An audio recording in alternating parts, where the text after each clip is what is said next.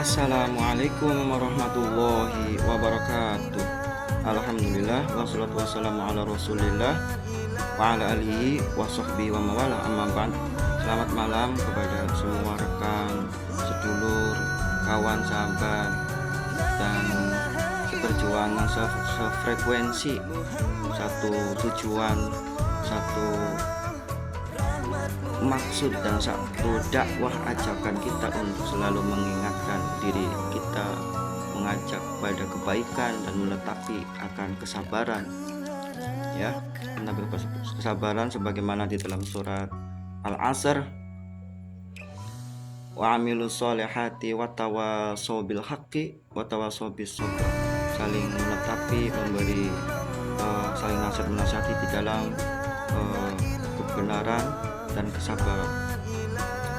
Pada malam kali ini, teman-teman dan para pecinta ilmu, para pemirsa yang setia di channel Ahmad Zaki Sana, di kajian ilmu tasawuf, jati diri dan spiritual, semoga Allah memberikan rahmat kepada kita semua, memberikan kesehatan lahir batin, dan berikan kelancaran rezeki, amin ya rabbal alamin.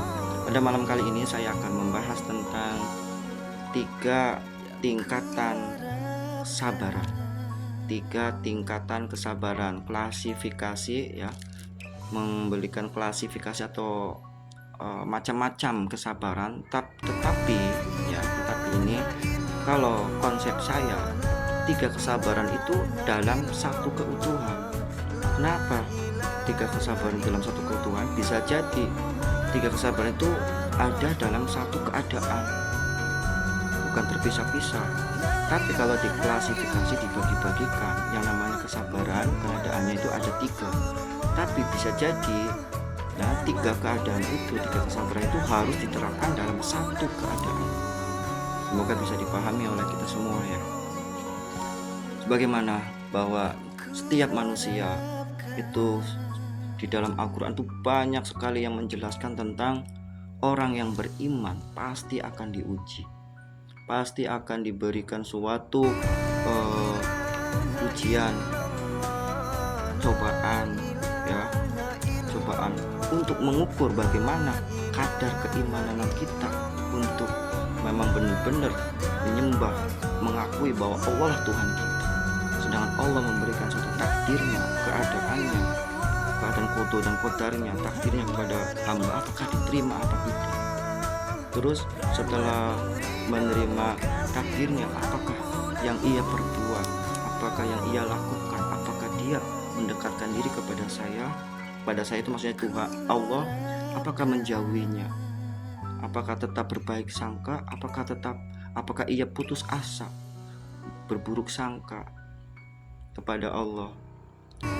Sebagaimana di dalam Al-Quran, kan, setiap orang yang beriman pasti akan diuji. Dalam surat Al-Ankabut ayat 2 pun pula ujiannya itu bisa jadi keburukan atau suatu kesusahan, kekurangan yang tidak menyenangkan, bisa jadi suatu kenikmatan, kebahagiaan dengan dipenuhinya karunia-karunia kekayaan harta yang ada di dalam kehidupan kita.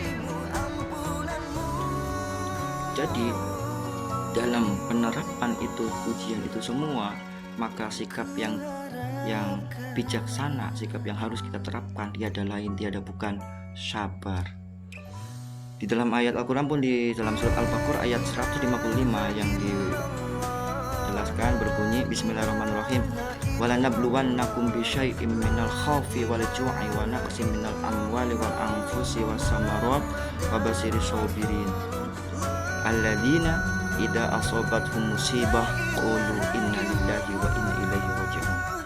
Dan akan diberikan suatu ujian, ditimbang suatu ujian musibah, minal khawfi, dari ketakutan, wal ju'i, dari kelaparan, wa naqsin minal amwali, kekurangan harta, kelaparan, kekurangan harta,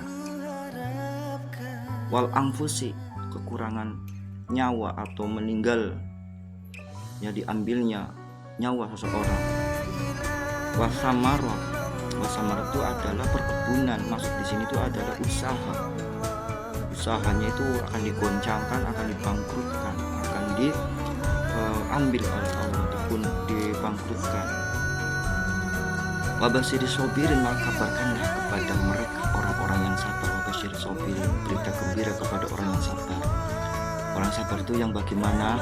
Alladzina idza asabatuhum musibah, apabila ia ditimpa musibah, qalu, ia mengatakan, innalillahi wa inna ilaihi rajiun. Sesungguhnya saya itu milik Allah dan akan kembali kepada Allah.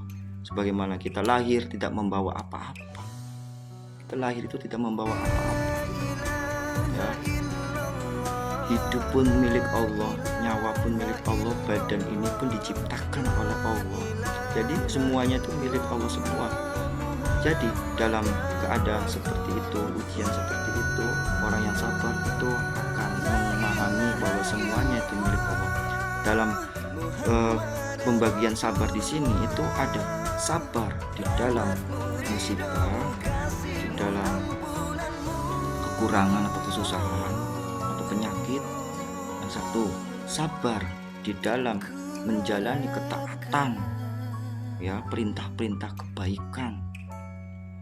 Dan yang ketiga adalah sabar untuk meninggalkan perbuatan kemaksiatan, meninggalkan atau menjauhi, jangan sampai melaksanakan, jangan sampai mengerjakan perbuatan-perbuatan yang dilarang oleh Allah, meninggalkan kemaksiatan. Dan adapun suatu pahala derajat-derajatnya, sabar di dalam musibah itu derajatnya itu 300 derajat. Jadi diterangkan dalam keterangannya dalam kitab seperti itu, 300 derajat. Satu derajatnya itu jaraknya dari lapis bumi sampai lapis langit yang pertama. Itu sabar di dalam ujian dan musibah dan kekurangan. Dan sabar di dalam ketaatan, sabar di dalam ketaatan itu derajatnya, satu derajatnya itu jaraknya dari lapis bumi sampai ke lapis 7 lapis langit, sampai mendekati ars, sampai batasannya arsnya Allah Subhanahu wa ta'ala. Makanya sabar dalam ketaatan itu akan dilaksanakan, akan dikerjakan oleh baik orang yang sedang ditimpa musibah pun harus tetap mengerjakan ketaatan. Orang yang dikaruniai harta pun harus tetap mengerjakan ketaatan. Terus sabar yang ketiga adalah sabar meninggalkan maksiat. Sabar meninggalkan maksiat itu dalam arti orang yang ditimpa musibah pun ya jangan sampai mengerjakan maksiat. Orang yang dalam sabar menjalani ketaatan pun jangan sampai melakukan maksiat. Dan sabar dalam meninggalkan maksiat dalam orang yang diberikan karunia rezeki yang banyak, uang yang banyak, harta yang melimpah pun disinilah fokusnya itu pada orang-orang yang dikaruniai rezeki banyak oleh Allah, jangan sampai untuk melakukan perbuatan maksiat. Biasanya orang yang sudah diberikan karunia rezeki yang banyak, harta yang banyak, mudah untuk melakukan perbuatan maksiat. Makanya dalam sabar yang pertama yaitu sabar dalam menjalani musibah, kesusahan, kekurangan, kelaparan, kemiskinan, kesabaran itulah yang akan mencetak agar kita itu memiliki karakter bahwa manusia itu makhluk yang lemah, manusia itu makhluk yang membutuhkan Allah, sehingga dari kesabaran itu akan membungkus suatu karakter-karakter ketahanan di dalam untuk sabar dalam menghadapi ujian musibah, sabar di dalam ketaatan menjalani perintah-perintah Allah, dan sabar di dalam untuk meninggalkan perbuatan-perbuatan yang menimbulkan suatu dosa atau kemaksiatan. Dan bagaimana cara untuk menjalankannya dalam ketiga kesabaran itu tiada lain, tiada bukan, alatnya itu adalah syukur. Syukur itu di dalam isinya itu adalah zikir, ya. Syukur itu di dalam isinya itu adalah zikir. Apa dalilnya itu? bahwa orang yang ingat kepada Allah, idza dzakartani syakartani, dalam hadis qudsi, idza dzakartani syakartani, idza nasaitani kafartani. Apabila orang itu mengingat aku, kata Allahnya, maka dia telah mensyukuri akan karunia nikmat. Apabila hamba atau orang itu melupakan aku, berarti dia telah mengkufuri nikmat. Idza dzakartani syakartani, dan nasaitani kafartani. Ayat Al-Quran ini, fadzkuruni azkurkum, fadzkuruni azkurkum. Apabila engkau mengingatku, maka aku akan mengingatmu. Washkuruli wala takfurun, bersyukurlah kepadaku, jangan engkau mengkufuri nikmatku.